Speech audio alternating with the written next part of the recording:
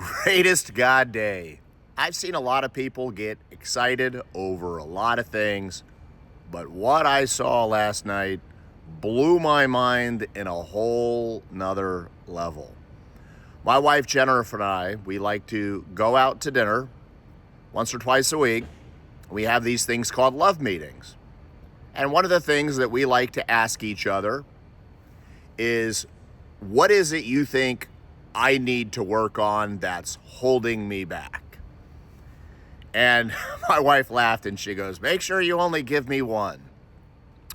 And I said, dear, I love you and you're great, but the answer to that would be you have a very turbulent response to stress and you tend to get a little apoplectic.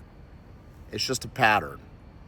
So she's obviously aware I am like, whew. And she goes, all right, well, I'm going to work on that then. I agree.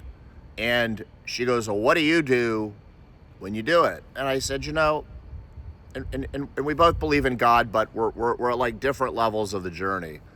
I said, when I get like that, I just stop and I start talking to God. That's it. And, I tell people all the time, God talks back to me and he'll talk back to them. You just got to practice. So, as fate would have it, we're in bed last night. We live in a city, and the bass music was thumping. And she had her noise cancelers on, and she typically doesn't interrupt me when I'm asleep, but she began to shake me, and she's like, I'm getting turbulent. Like, really, what do I do? And I said, you talk to God. She goes, but I did talk to God. And he didn't talk back. And I go, well, how much did you talk to him? Well, I told him I was getting turbulent. I go, keep on talking, dear. You got to keep on talking. Talk to God till he brings you through it. And I go, start to fall back to sleep. And she grabs me again. And she goes, oh my God, it really happened. God did talk to me. And I feel calm. And I tell you what, as her husband, it was literally my most proud moment.